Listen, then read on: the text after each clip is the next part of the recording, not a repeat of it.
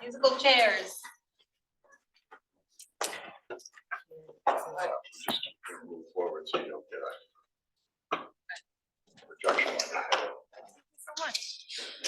Welcome, everyone. I am super happy to be moderating this panel. We will be tackling the really technical issues, and I'm so excited to present the panelists. We have Cameron Hickey, we have Kanzoda, I'm sorry, I forgot your last name, Marwa, and we have Gilly, Nished, and Sergio. Got to see how many. And we're gonna start with 10-minute presentations by each panelist. Kanzoda will be actually talking about the same project as Gilly, so theirs will be a little bit longer. And we are going to start with Sergio's presentation. So here's the clicker and the mic. Navigate down. There's someone there.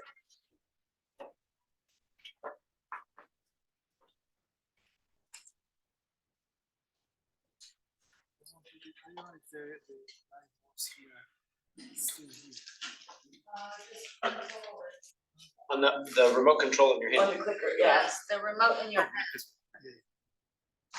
Are you changing slides? Yeah.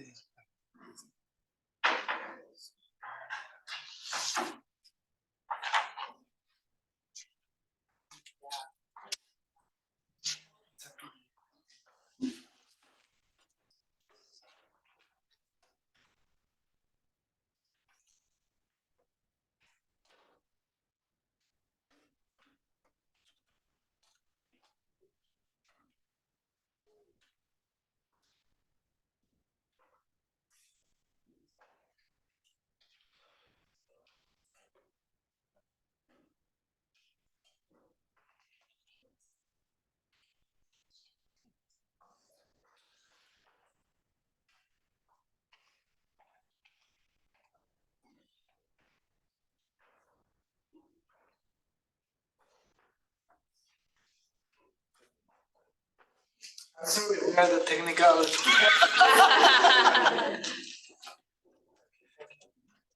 you very much. Thank you very much. Thank you to Cornell and Define American for inviting me, and also to my colleagues who are here. I feel also very honored to be here with you, and I'm very happy to have the opportunity to share with you some of the areas I'm working on.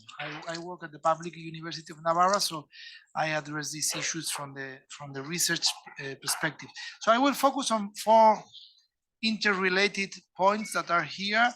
The first one is the connection, a clarification of polarization, violent radicalization, and hate speech. I focus on violent radicalization, but the paper I will present at the end is on polarization in Twitter. The second point is, which is the connection precisely between polarization and violent radicalization? That has been one of my concerns. The third point is, okay, let's see now polarization specifically. So is people more polarized than politicians, or are politicians more polarized than what is happening in the social networks, or what's happening between the three? People, politicians, and social networks. And finally, I will share some of the conclusions of the study we did about the political representatives of Spain, the image they project in Twitter of migration. So to begin with, the conceptual clarification, we say that polarization is related to people coming to different poles.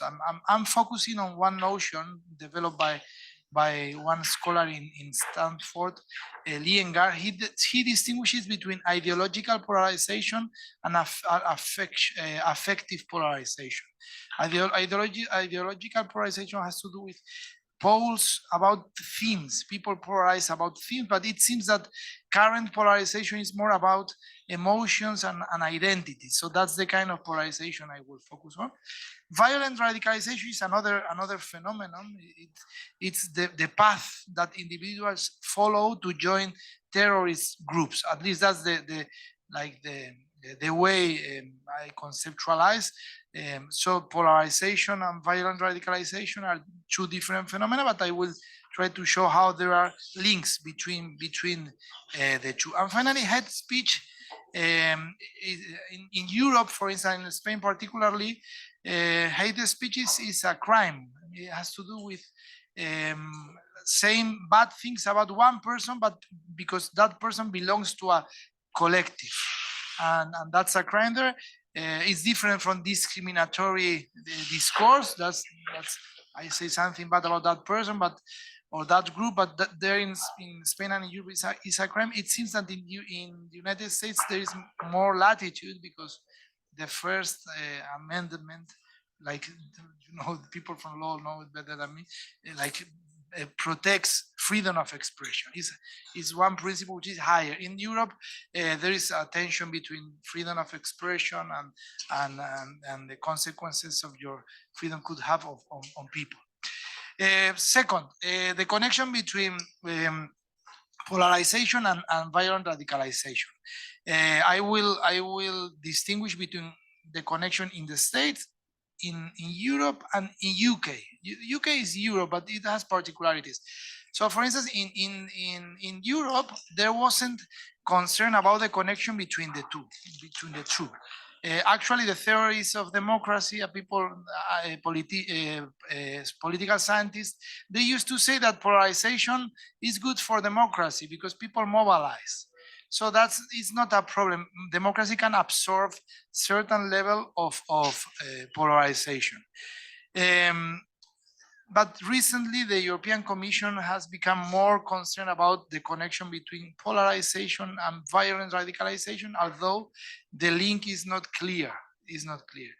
In the American case, in the United States, scholars usually analyze both things together. My guess is that the problem here, I mean, the reason why that's happening here is that you have, according to Southern Lover Tipo, this platform, you have over 1,700 hate groups, and in their ideology, some of them are white supremacists, few of them black supremacists. I mean, they justify the use of violence, and they are against a specific collective. So because of that, probably polarization is more dangerous, because if people polarize, these groups can channel easier this grievance, I don't know, the sense of these feelings of insatisfaction of people. In UK, also the connection seems to be closer. I collaborated with Kent University in one study about the economic structures of British districts, and so the connection between the economic structure, hate speech, and terrorism. And there is covariance. There is no correlation, but there is covariance. In those places where there is a way of analyzing the economic structure of the districts. I showed in the slide the different parameters that you use, like environmental degradation, housing, health deprivation, employment. So there is covariance between the three. The third point, the polarization in spaces. I say that I will distinguish between people, politics, and networks. Just to sum up, people are less polarized than politicians, and it seems that the level of polarization of social networks is higher than the real polarization of people, although the trend is that people are becoming more and more polarized, especially in countries like the States. It seems that there was a period between 2012 and 2016 in the States that affective polarization decreased a little bit, but since 2016 to now, it grew again. Which are the main causes of polarization? So there are some people who have done systematic review of papers and research. So I follow a couple of authors. They made a couple of systematic reviews of about 200 papers, and they point out three main causes. The first one is political discourse affects people. Why? Because people, especially political campaigns, in the past, political campaigns were extraordinary events, maybe once every 4 years or once every 2 years.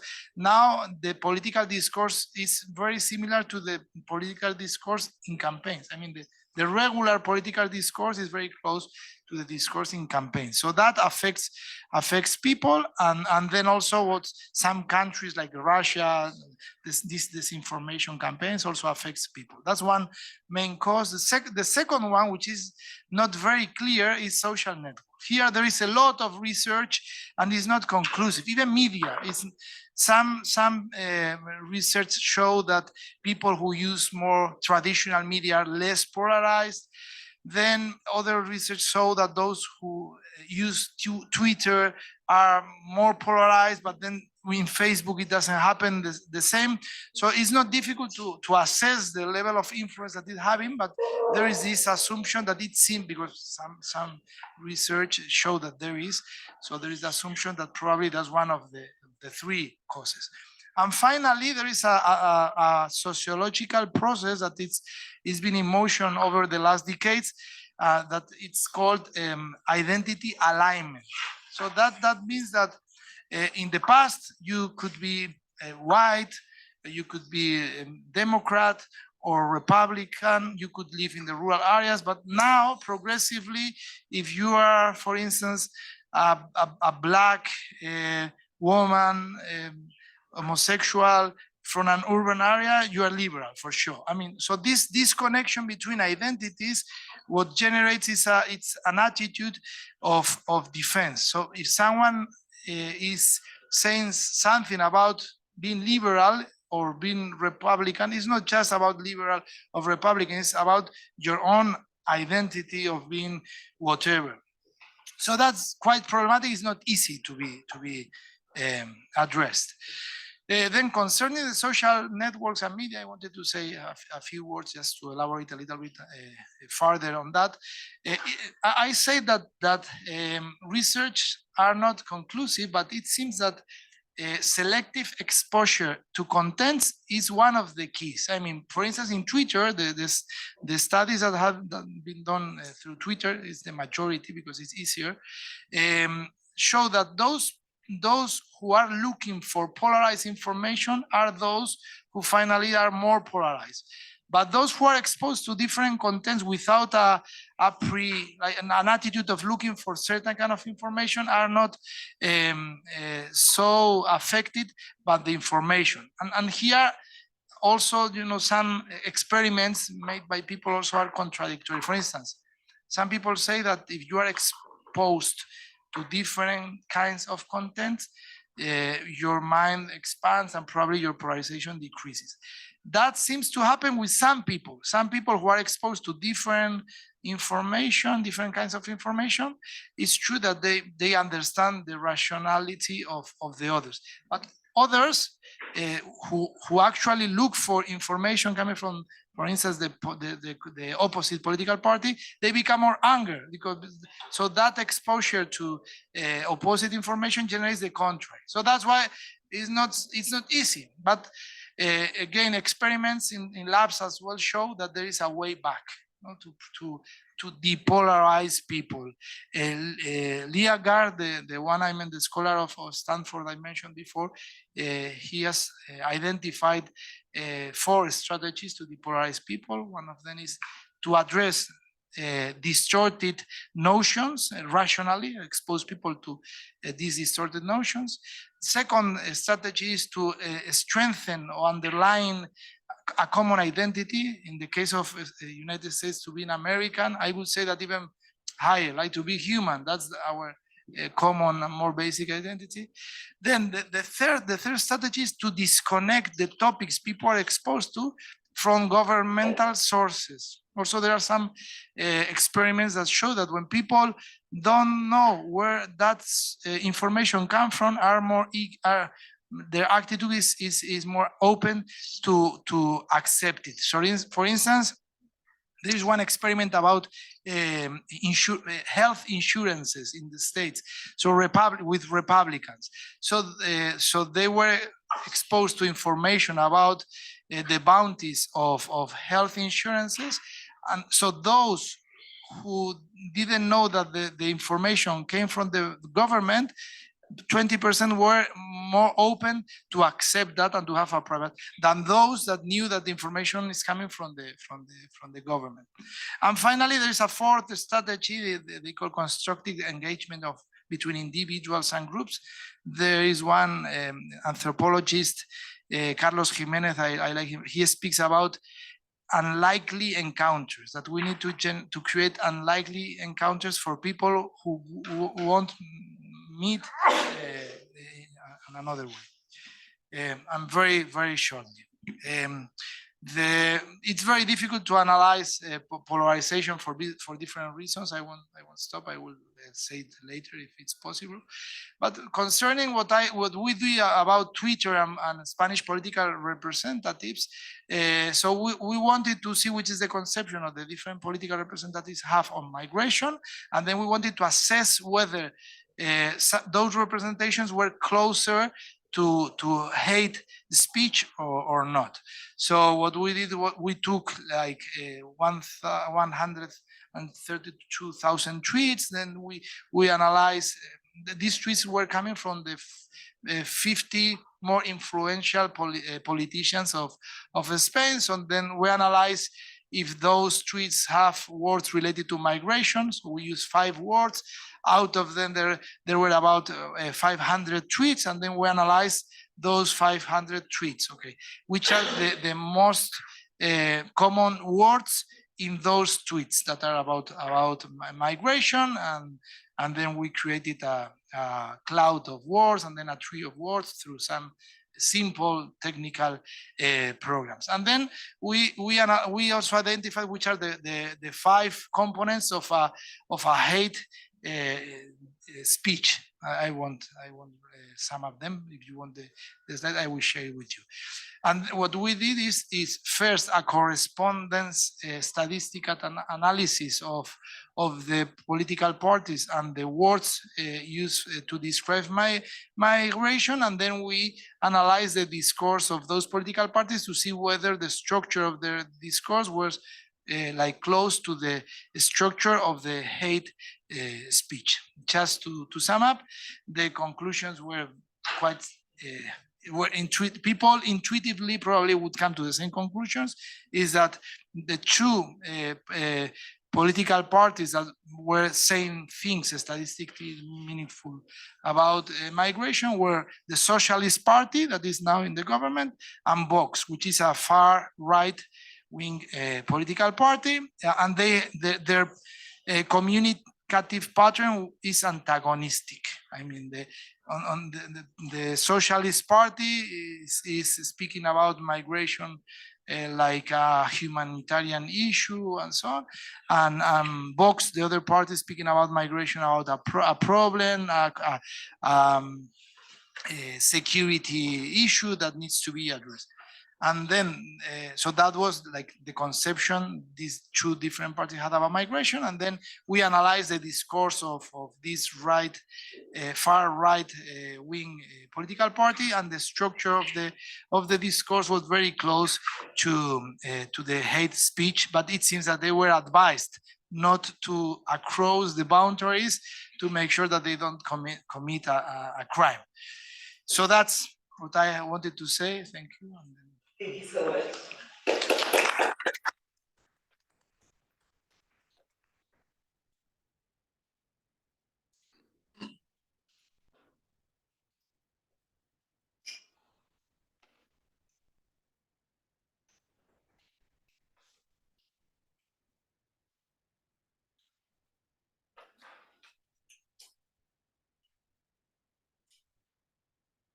Hello. Hi, everyone. My name is Honzoda. Today, Gilly and I are here to represent a Xenophobia Meter project. It is a collaboration of lots of different researchers from Cornell Law, Cornell Information Science, and Cornell Computer Science departments. So our task was to try and capture and quantify the complex social phenomenon of xenophobia. And today we'll be presenting some of the results that we currently have. All right, so I'll get started. Xenophobia is a complex social phenomenon. It is a discriminatory and othering behaviors for things that are perceived as foreign. A lot of literature on xenophobia and hate speech usually identifies very explicit mentions and expressions of xenophobia or hate speech, so positive or negative, or very explicit or neutral. And in some cases, these xenophobia is much more implicit, subtle, nuanced.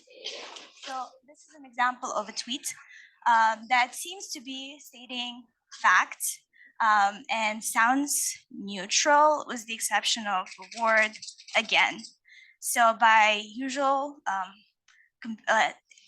classifiers of hate speech and xenophobia, this would not be captured and this would not be classified as xenophobia. However, as a human reading this, we do understand that there is something subtle happening here. So shifting a little bit from xenophobia, let's move towards a more pro-humanitarian side of things. So let's look at this tweet here. This tweet seems to be expressing generally pro-humanitarian sentiment. And let's compare it to this one. So here we see a more call for action and tweet and language that incites behavior shift on behalf of the reader, or encouraging somebody to do something. So these are two different types of sentiment, and metric that would capture a range of sentiments should be able to capture not only explicit mentions of either xenophobia or pro-humanitarian sentiment, but also very implicit nuance and sometimes seemingly subtle. So this is the goal for the Xenophobia Meter project. The goal is to provide a holistic and nuanced range of sentiments and attitudes towards immigration and foreigners. Foreigners are in quote because technically or theoretically xenophobia targets people who are other, foreign. However, in practice, it does not limit itself to foreign does not limit itself to foreign by nationality or citizenship. So we have to expand this definition to include foreign as not only those who are actual based on the citizenship or the foreigner status, but also on the perceived notions of people whose language may contain xenophobic messages. So Xenophobia Meter has been created in collaboration with the researchers from the law school, information science and computer science departments at Cornell. And it is a nuanced 7-scale taxonomy of a range of expressed sentiments towards foreigners and people who are perceived as foreign. We include both positive and negative sentiments because it is at the end a range, and we would like to capture both the xenophobia, but also types of narratives and messages that inspire pro-humanitarian sentiments. We present to you the Xenophobia Meter, the 7-scale taxonomy. So you could see that starting from the neutral at 0, this is reserved for neutral content that shares factual data and statistics, or also in some cases, the language might not necessarily be related to foreigners or people who are perceived as foreign. The abbreviation F and PIF is a way in which we refer to not only people who are also perceived as foreign. So from the neutral to the both sides of the spectrum, we see -1 and +1, which is generally for subtle, very nuanced, and sometimes unnoticeable sentiments that could be either pro-humanitarian or slightly xenophobic. -2 and 2 are more explicit notions. So there could be either openly hateful and target people who are perceived as foreign, or they could also be criticizing xenophobic acts and supporting pro-humanitarian efforts. And finally, there is the last category, so -3 and +3. Those are for messages that incite action, call for certain behaviors. So on the negative side, we see calls for violent or hurtful actions towards people who are perceived as foreign. And on the other hand, we have actions against xenophobic behaviors. So having formalized this meter to capture different sentiments and the range of sentiments online, we apply this to a social media platform, a popular social media platform that used to be Twitter. So we were interested in capturing this narrative and language across multiple different accounts. We select 11 Twitter accounts in 2020 that are at the forefront of the US immigration-related rhetoric. So these accounts come from nonprofit organizations, some of them are government, some of them are news and media. In 2020, we collected tweets from these accounts, and an amazing team of researchers labeled a bunch of this data, and we have a data set of almost 7,500 tweets labeled by the trained annotators over the course of several semesters, several years. Okay. So with this data set, we are interested in trying to see, as a computer scientist, of course, I would apply machine learning models, but I guess we're interested in seeing whether it is achievable for machine learning models to identify the nuances in the language that we see as humans. Oh, yes. Just point of clarification. So those tweets were hand coded by like undergraduates along that 7-point scale? Yes, Okay. yes. So a team of trained undergraduate labelers, they would come in at every once a week. They label tweets on their own, and then at a meeting, there would be a calibration meeting to ensure that the labels, the labelers agree with one another or not, and there would be an extensive discussion of the points in which the annotators would disagree on a tweet, and there would be a discussion as to why, and some disagreements would be resolved, while others, as I think we'll discuss later, are not necessarily resolved. All right, so as part of the labeling, given that the Twitter accounts that we showed, they don't only post information, tweet information related to immigration.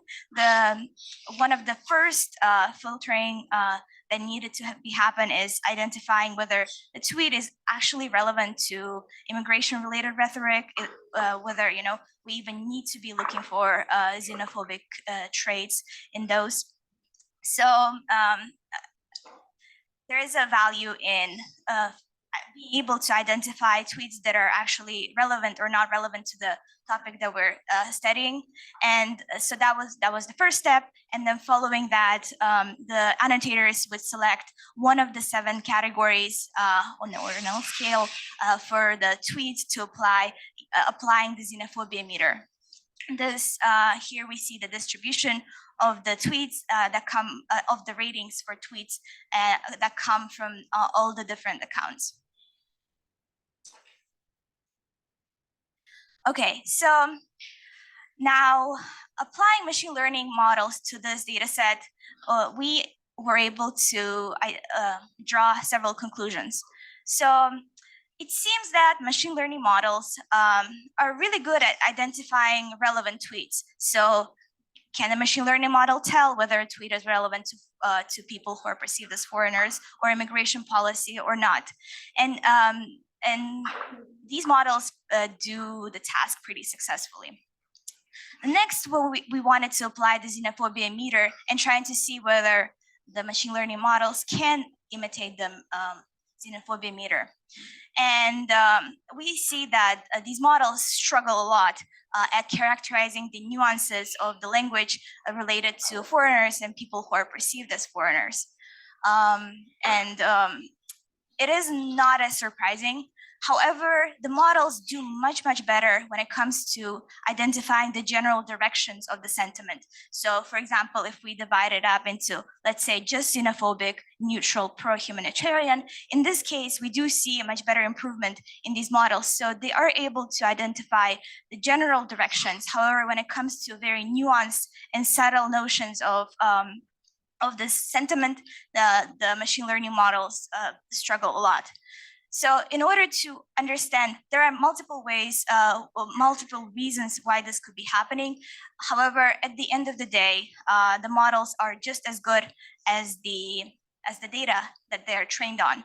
So in order to understand our data creation better, we turned back to our annotators to learn about their experiences and what exactly happened as we were creating this data set of the variations in language when it comes to immigration policy or xenophobia or pro-humanitarian sentiment. And at this point, I'll give the mic to Gilly to talk about. Thank you, Khonzoda. So in addition to this amazing machine learning modeling that Khonzoda was leading, we also had a group of qualitative researchers who actually went back to the annotators, to the human annotators, to understand the experiences that they go through, what goes in their head, and the procedures that they apply when they are doing the actual labeling. Because as Khonzoda said, the quality of the machine learning models is going to be bound, the best ability that they can do is based on what the humans can do. The model can't do better than humans. So one question that asked us is what kinds of experiences did those human annotators have, and how did these experiences impact their ability to identify xenophobia, and especially this nuanced skill? So some of the labelers were already coming into the project, they already had some knowledge of what is xenophobia. Okay, or they were trained, they had some political science classes, they were familiar with this concept. And so for these people, it was easy that the learning curve was actually pretty relatively quick. But for other people, they had different kinds of backgrounds that limited their ability to catch up quickly. Especially we had a sizable number of international students who weren't familiar with US policies, weren't necessarily familiar with the US rhetoric related to immigration in the US. And so for these people, learning what xenophobia looks like in Twitter by those accounts in this country in 2020 was key. And so for these people, the learning curve was a little bit more difficult. And people did come with specific backgrounds and opinions that shaped the way that they label the data. And so out of that, as Khonzoda was saying, we did have calibration meetings. So once a week, the labelers would meet together with a supervisor who went through the labels and looked specifically for places where the labelers disagreed. So one labeler would label a tweet with one level, and the others would the other labeler would rate it with a different label. And we intentionally had more than one labeler rating each tweet, so we could look at the reliability and validity of our data. And so in those calibration meetings, there were discussions, and some of these discussions helped the labelers grow and become more proficient and understand what xenophobia is, which is another positive outcome of this project, because we had many students go as annotators throughout the 2.5 years that we had it. And so learning about xenophobia, learning what it looks like, learning about US politics and how it translates into speech was an important outcome.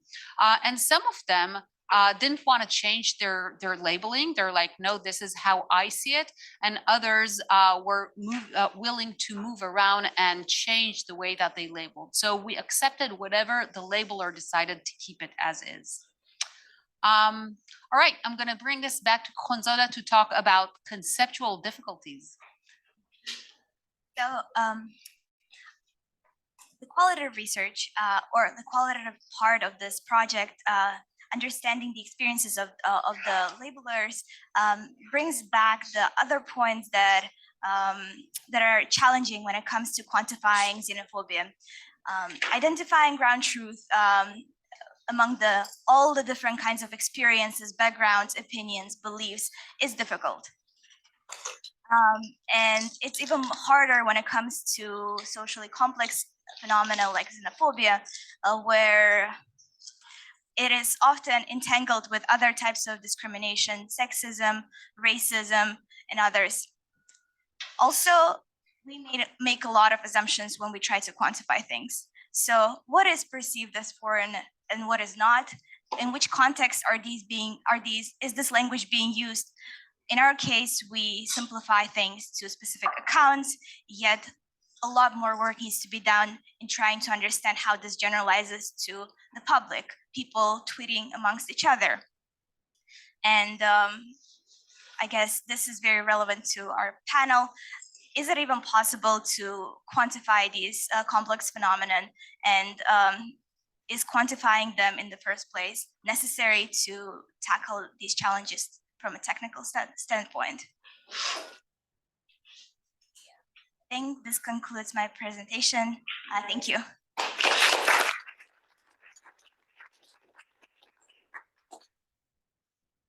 Good afternoon. My name is Cameron Hickey. I'm going to jump ahead here just to. There we go. I'm the CEO of the National Conference on Citizenship. 4 years ago, I founded the Algorithmic Transparency Institute.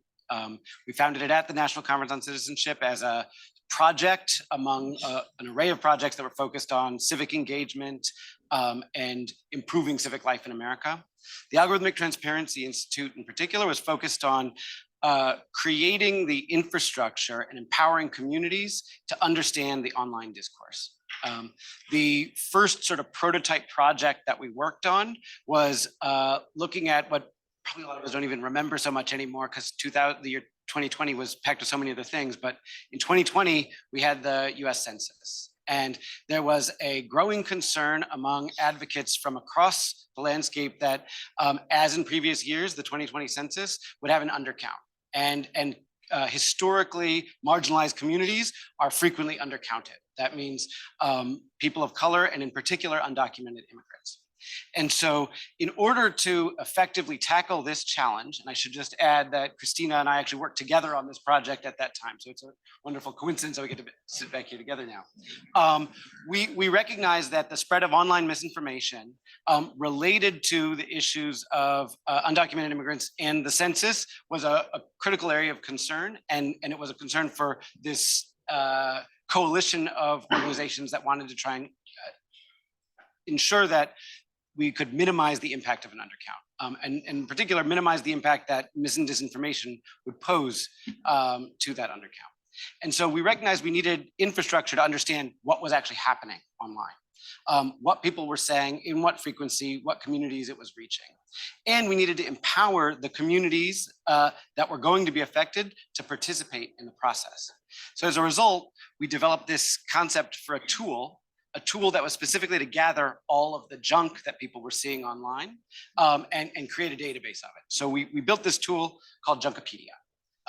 We think of it as like a Wikipedia for the junk that's found on the internet.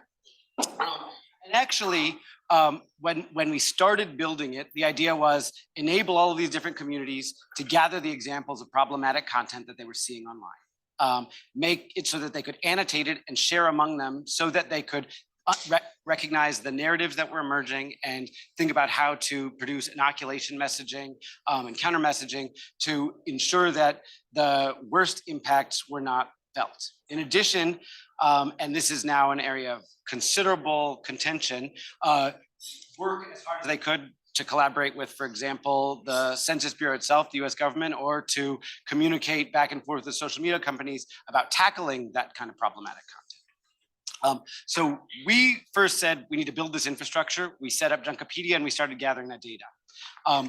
It turns out this same infrastructure and the same concept applies to just about every domain of problematic content you might be interested in. And so we started working with many, many different academic researchers, newsrooms, and civil society and advocacy organizations to make this tool useful for a wide range of uses. So what this tool is today is social listening for public purpose research. Because what we recognized was capturing examples of problematic content, that's a critical step, right? As we heard earlier, the best people to recognize and annotate this content are human beings. It's not particularly easy to do that on a fine-grained basis using purely automated technology. So we wanted to empower the communities to do it and gather that data. But in order to make that feasible, to optimize it for performance and scale, we actually need to gather all the social media data as well. So this platform is one that's designed for researchers, academic and civil society folks to actually look at the volume of content that's spreading online. So we think of it as comprehensive social media monitoring. If you're familiar with the platform that Meta provides called CrowdTangle, we think of this as like a CrowdTangle for everything. It allows users to decide what kind of data they want to collect, right? So you can build lists of the different types of accounts that you're interested in. So that we just saw a list of a particular set of sample of Twitter accounts. In a different research project we're working on, we're focused on CO2 emitters. So folks will build a list of every single gas and car company social media handle. So every different use case is under the user's control. It gives you dashboards to look at all of the data. It allows you to annotate all of the accounts that you're gathering so that you can segment the data that's coming in. And it has content annotation tools for research. So I just heard that it took 2.5 years to label 7,500 tweets. I'm sure there are a lot of reasons why it took 2.5 years to do it that have to do with how much time you have from students and everything. But one of the challenges in that bit of work that we observed was that the process itself, the functional process, can also be quite slow and tedious, especially when you're thinking about trying to achieve intercoder reliability, train coders, and do the content at scale when looking at the original source material. So we built tools to support all of this work. It supports many different platforms. We also recognize, I think as we heard in both of these presentations, Twitter has been the dominant platform for social science research across all topics, including xenophobia and hate speech. But as we all know, some of the other platforms that you see up here, they contain a heck of a lot more of it than Twitter does. We recognize the need for that, and so we built out a platform and continuously maintain a platform that enables this public purpose work to happen across a large domain of social media networks. Yeah. Yeah, just quickly to clarify, because so I see YouTube on there and lots of different kinds of social media. So are we getting text, or are we getting transcriptions of videos, or what are we getting? So it varies from platform to platform. So on all of the platforms, some kind of social media post is produced that often has text, not always. The platform collects all of the text, it collects all of the videos, and it collects all of the images. For the videos, depending on the platform, we also transcribe the audio. So for YouTube, YouTube actually generates auto-generated transcriptions, and so we ingest those. For Telegram and TikTok, and to a limited extent, Facebook and Instagram, we transcribe that audio as well. We also allow you to put in podcasts, so we transcribe all the podcasts. And Telegram videos we also capture. It's a moving target for various complex technical reasons. And so with that data, there's a dashboard, a social listening dashboard, which I'm sure many of you, if you've ever done this work, are familiar with. Social listening dashboard, where you can search, sort, and filter the content by all the different kinds of attributes that are available. And thank you for the question, automated transcriptions are also searchable. So you can look within that content and say, show me not just all of the places where the word illegal immigrant was used, but in fact, look within all of the podcasts and TikTok videos where it might also have been mentioned. In addition, I mentioned the content annotation tools that we've developed. So researchers are able to build code books with hierarchical labeling structures and load them right into the platform, and then choose their sample of content within the system and train labelers to use the platform and code right against the version of the social media content as it would appear on the platform. We've got a couple of different research projects that are underway at the moment and some that we've done in the past looking at this. Folks are looking at, I mentioned before, CO2 emitters and their use of greenwashing content, election officials and their use of both inoculation and voter mobilization content. We've done some work where we take these labels that folks generate and use them to attempt to train classifiers, as we just heard earlier. We just did a project where we look at some sort of the simplest version of labeling, which we've also found is a similar challenge. When you get too fine-grained in the details, it's hard for machine learning classifiers to confidently label content. But when you take something a little bit simpler, for example, is this about recommending that people register to vote versus not, you can get a pretty high success rate. And similarly, we did a research project focused on green messaging. So to what extent is this or is this not a message that appears to contain green messaging, which is a critical component of whether or not something is greenwashing, for example, that comes from an energy company. In addition, as I mentioned at the beginning, the platform is designed for community-based reporting. So we work with a large network of partners who are focused on understanding what is being said within a community. So in addition to just harvesting social media data, which is everything I just spoke about, we also enable community-based organizations, national organizations, advocacy organizations, national within the US and internationally, to build what we call tip lines, a way for people to submit examples of problematic content that they're observing in their own social media feeds.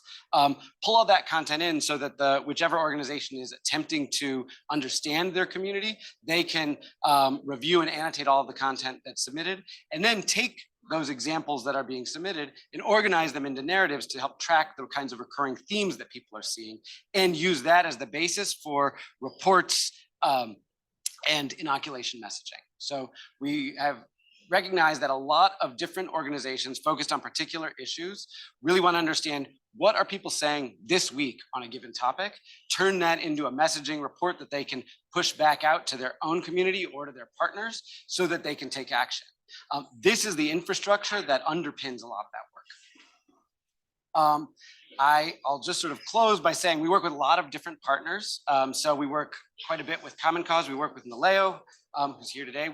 We've done some work with Amnesty International, Asian Americans Advancing Justice. The Carter Center is pretty heavily focused on international elections. So there's a whole new dimension to the work that's looking at monitoring specific international elections and coding what kinds of content are spreading in places that we don't traditionally focus on with domestic research, but are critically important. And we also work with a lot of news organizations.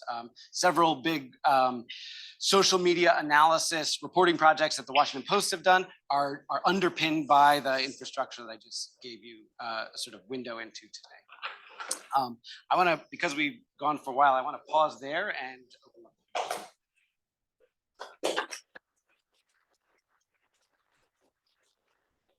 As much as possible, would like for this to be a conversation. So feel free at any time to indicate if you have any questions, but I also will use my moderator privileges to ask a few questions myself. I wanted to, actually, this is for Conzoda specifically, but then I will ask more general questions for the rest of the panel. What was the criteria into picking the accounts that were the source for all the tweets?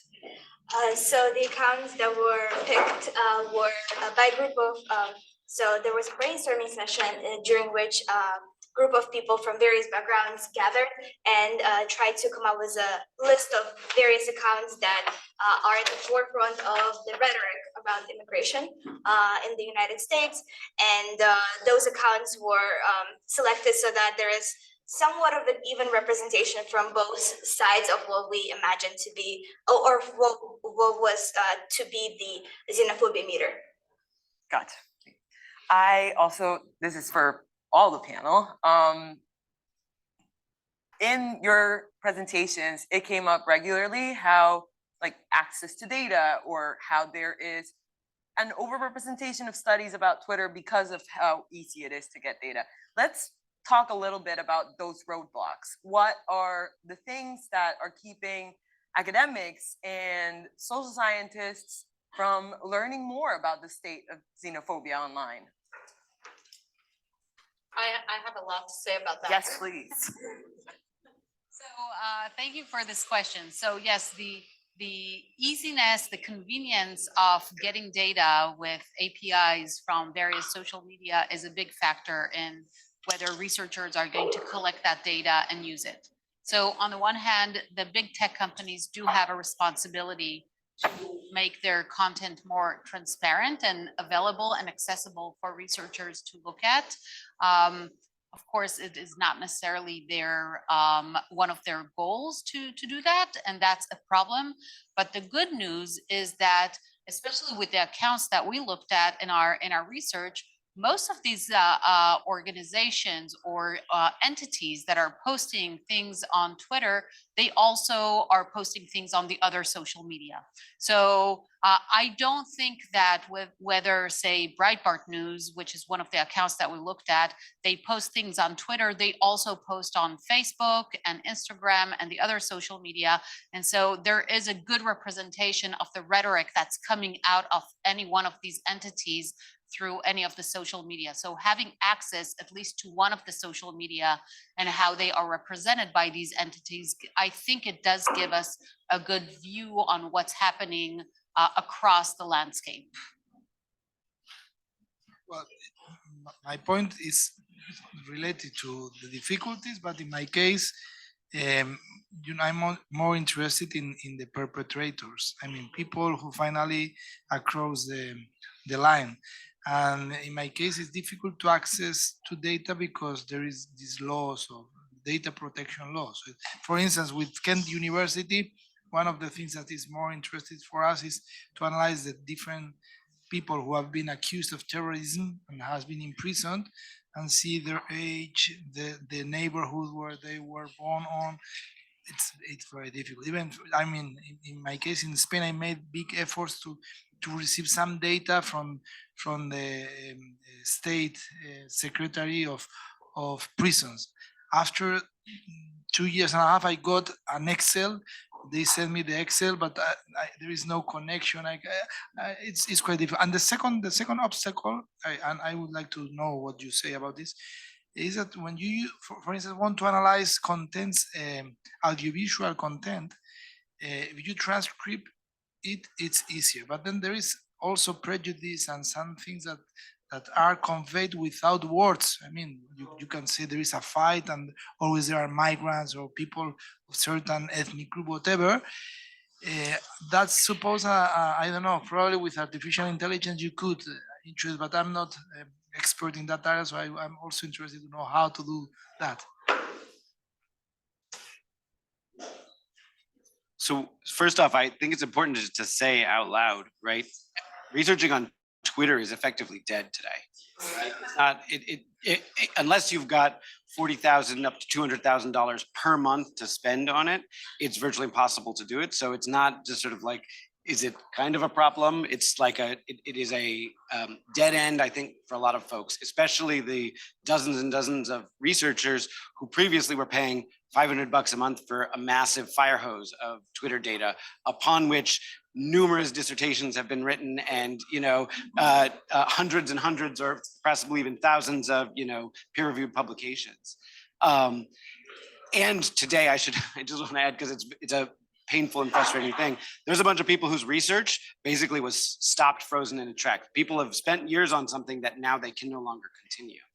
I'll add, we've worked around some of these things on Twitter. I actually don't like Twitter as a platform, don't want to have it be the main one that we support, but we've found ways to enable some of those researchers to continue their research, because we do think it's important, and that we have some rights to do it despite the fact that the companies choose to charge a lot of money.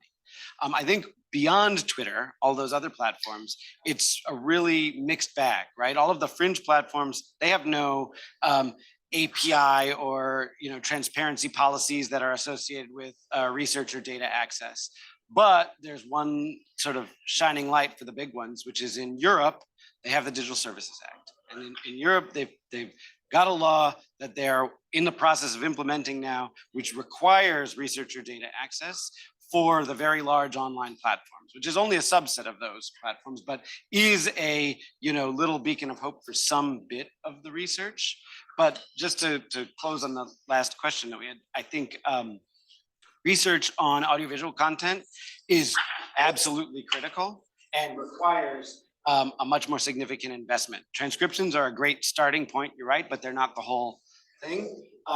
We're in the process now of working with a coalition of researchers at Princeton and University of Texas to develop infrastructure that generates embeddings from all of the images that we collect. So taking what you're seeing in the images and turning it into metadata that you can actually use to study it at scale, that's lots of folks have done that in bits and pieces, but we kind of need that same infrastructure built into social science research on social media for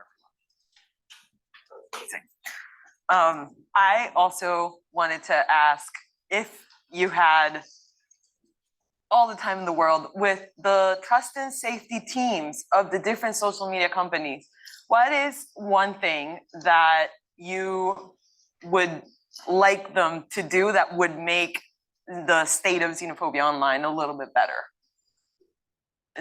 I know you don't have to fix the world, but if you had access to the trust and safety teams, whoever wants to take it.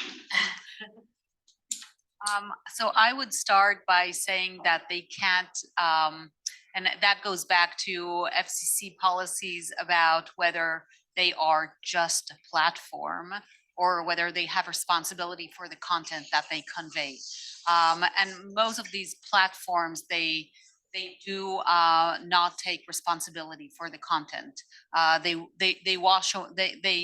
water down and have washing content or policies about, oh, this kind of hate speech is not allowed, but they don't actually take a lot of action in moderating this. And human moderation, some of these platforms do have human moderators, but they're drowning in content. So that's not going to work. So taking real action in the responsibility that they have for the content that they present, I think that's the first thing that they need to do. And again, that's not what drives them. That doesn't make money. So money is what drives those platforms. So I don't think it's going to happen while these are driven by people that are driven by money, unfortunately. Yeah, I think, usually they say that it's a matter of freedom of expression. I mean, they collaborate. It's not that they don't collaborate, but they collaborate to the extent they consider it's a profit also for their business, or they feel forced by the legitimacy of the platform. But I think this idea that it's not just a private, it's not a public sphere. It's true that it works as a public sphere, but finally it's a private space as well, and they make money of the content. So I would say that they are responsible for what is happening there. Generating awareness of the responsibility they have, I think it's one point. Second point I wanted to share is that, to be honest, I care about what's happening there, but I'm more worried about the real xenophobia. It's not, if we want to address xenophobia, we need to see where xenophobia is generated. And it's true that the focus is in media and social network, but then the influence of that, as I mentioned, is not so clear that it has a lot of influence. So you just invest a lot of money, a lot of effort in one field, but research doesn't show clearly that it has effects on what you are trying to do. It's a waste of time, of energy, of expertise, and so on. So I think we need to understand better how xenophobia emerges in society in general, and how xenophobia can be, prevented and somehow reverted in general. And then you have a wider perspective and you understand better, and you see which is the role that social media plays and media, and then you can develop particular strategies there. But I think a lot of fashion is here as well. But the technologies, this is something that happened also in the field of psychology. Researching about human beings is complex, but then biopsychology was not very, psychologists didn't like it very much. But then some techniques were developed to understand the how do you say, the DNA, and very clearly, this gene with this behavior. And so then it became very popular. Everyone is researching then. And then if many people do research, then the conclusion is that that's the fundamental cause of behavior. And it's not right. I think with this could happen the same. Methodologically, these engineers, everyone, you have a lot of capacity, and it's a technical issue that could be refined. But then understanding social reality and social behavior, especially in society, is more complex. So I think we need also to invest time to understand there, and then to use technology, but with a wider understanding. To add to the social implications of things that are very technical. From the technical standpoint, even if we go back to moderation, there are different pipelines for, even if moderation was automated to relieve some of the human moderators, there are a lot of challenges when it comes to how was in the pipeline, let's say, data model output. Even when it comes to the data aspect, there are these underlying social currents that influence how the labels were gathered, how they were, how a certain text language was perceived at this given moment by this given person, how things, how different social phenomenon influence the way in which when data is gathered, how it is in which parts of the data do we see more disagreements or agreements?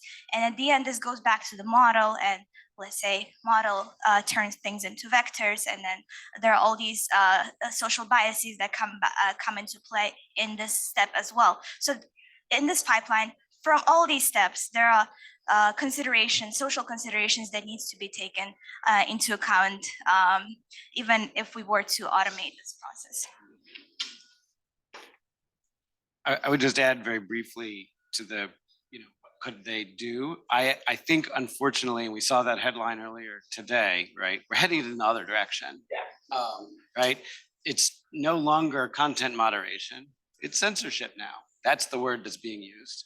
And so the risk posed is politically, in terms of publicity as such, I feel like we can't hope for action on that side, and to sort of agree with the sort of starting point here, we actually need to deal with it within our society, not with the social media.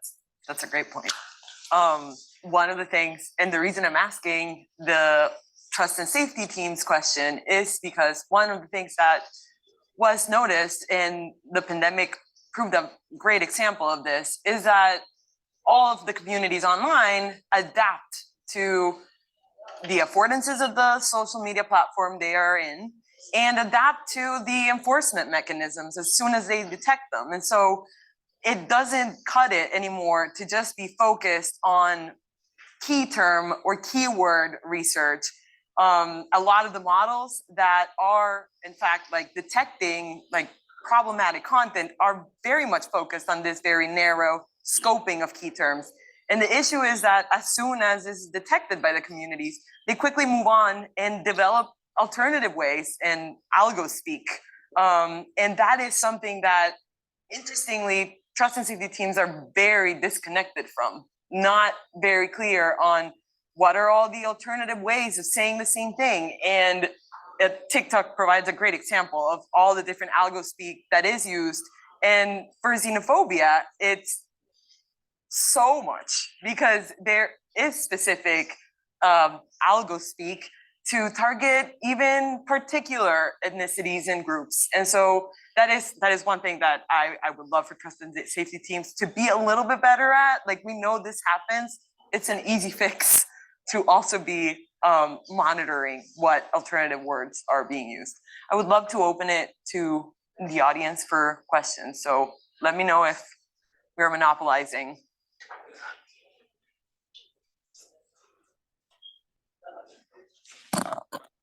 I really like the idea of the xenophobia meter, and I want to get on it as fast as possible. So kudos, and I push on the idea that there's a core concept of xenophobia. So I love that, but I worry about how this tracking misses local, regional and national variations in the expressions and experiences of xenophobia. So this isn't a problem for the xenophobia meter to necessarily worry about too much, because I just love what it's doing. But it might pop up more. It might, I mean, the junk, it's Junkopedia, right? That might be more accessible on Junkopedia in a way that it's not accessible on the xenophobia meter. Would you agree with that? Because I also think, like, for example, like in the Spanish situation, I'm betting that the expression of xenophobia in Spain has a lot to do with the interregional and intra-regional conflicts in Spain, like it does with xenophobia in Germany between that's exploiting divisions between East Germany and West Germany.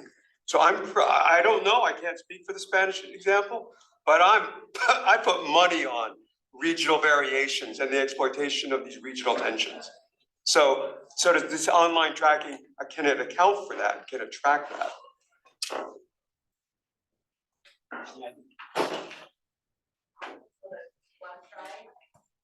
Sure. So I guess when it comes to xenophobia meter, the way we try to define it is that it applies on xenophobia in general. The way we study it, we look at a very specific set of accounts from, at the government or media or news organizations. So in this case, we do miss out a lot on this, on the nuances that happen on the public scale. So humans talking to one another, different regions, different parts of the United States. So our models and I guess data does not cover this. However, we believe the xenophobia meter can be applied to identifying nuances in the language in other situations as well, even when there are when the xenophobia is very much tied to tensions between different parts, geographical regions or communities. I want to add the xenophobia meter is general. We tested it in a very specific context, and we actually invite other researchers to take that meter and see if it applies in other contexts, more regional or other countries or other areas, and modify it accordingly. This is a specific way that we used the xenophobia meter, but yes, take it and modify it and adjust it and test it in new contexts to see if it still holds. Please. Just to elaborate a little bit about the Spanish case, comparative analysis between countries showed that Spain wasn't as xenophobic as other countries, except for Islamophobia. I mean, in Spain it was mixed. There was Islamophobia, but it's true that people from Morocco were basically the main one. So that's a growing Islamophobia, but not so much xenophobia. It's true that over the last 3-4 years, there are slight changes because there is a new far right-wing political party, and as I mentioned in my presentation, polarization. One of the factors is political discourse. So now there is some groups that are deliberately promoting certain image about migration. It seems that it hasn't affect that much the population. And then finally, it's true that in Spain that the main issue of polarization historically has been the territorial integrity. I mean, during the COVID, it was very clear. All political parties, including the far right-wing party, they agree upon the health measures. So because of that, usually in times of pandemics or war, the government gains popularity, and the polls show that. So because of that, some political parties started to speak about the territory, the integrity here, there. So that's been the history. But it's not so much connected to xenophobia. I think there are other logics there. I also think that is another advantage of the community-based approach that Cameron mentioned in Junkopedia. That is one of the strengths, that you have the communities that know most about what particularly affects their community. going through this information and annotating it and providing cultural context that a researcher alone cannot have on all of the different ways that a particular community can be attacked. And so that's another, like those regional differences, those, you know, xenophobia outside of centering the US, like how that is affecting like other regions. I think that brings forward why it's important to have like community-based approaches and involve the people that experience these harms in the research of these harms. We have time for one more question. Started a little bit late, so. Yes. To what extent are you actively working with social media companies, or actually a better question is, how willing are they to be able to want to work with you? Because I think that there's a scale to the challenge, and you hear a lot about what social media companies themselves are doing, but I don't exactly have faith in their capabilities to be able to do so. I have faith in their resources to be able to attack the problem, but it seems like you have experts, and I'm sure there are many more. So to what extent are they coming to you to be able to work with you to be able to solve what is a very dynamic, ever-changing issue as it will grow with AI? We don't work with social media companies as a policy. So some of them do come and ask for things, and there have been unique exceptions, but in general, which is to say, once 4 years ago, Meta said, we're trying to find everybody who's QAnon. Do you know anybody else who's QAnon? And we said, we think we can help you figure that out because we've published on it, so you can look at what's public. But other than that, like as a policy, we don't do it. We don't take their money, and we empower others to do it. And they often are looking to outside experts, right? Their third-party fact-checking initiative is the most notable example of that. There are some less public examples of how they work with third parties on that work. And so we're happy to provide support for those third parties. But I think at this point, you know, the earlier statement applies, right? I think that they're retreating from this. I mean, every one of these companies had massive layoffs in the last 9 months, right? All of those layoffs hit all those teams. The people that I knew at CrowdTangle, they're all gone. Wow. Okay. CrowdTangle is falling apart. Yeah, we don't. The social media companies, we collected the data from Twitter when it was available. They have very big legal teams and surprisingly small ethics teams. In my case, we work with media, traditional media, and it's happening something interesting. You know, in the case of companies, there was this trend, social corporate responsibility, that many people criticize that because, you know, there is not legal, it's just something marketing, but discourse affect practices. So in the case of Spain, it's happening something interesting in connection with journalism. And there is one movement, strong movement called positive journalism, which is speaking about new principles for generating news, conveying that, new kinds of stories. And that's affecting traditional media as well. They are joining the movement. So that's something that is happening there. It's recent, but I think it's promising. And there are big like media companies are getting involved into that. Thank you.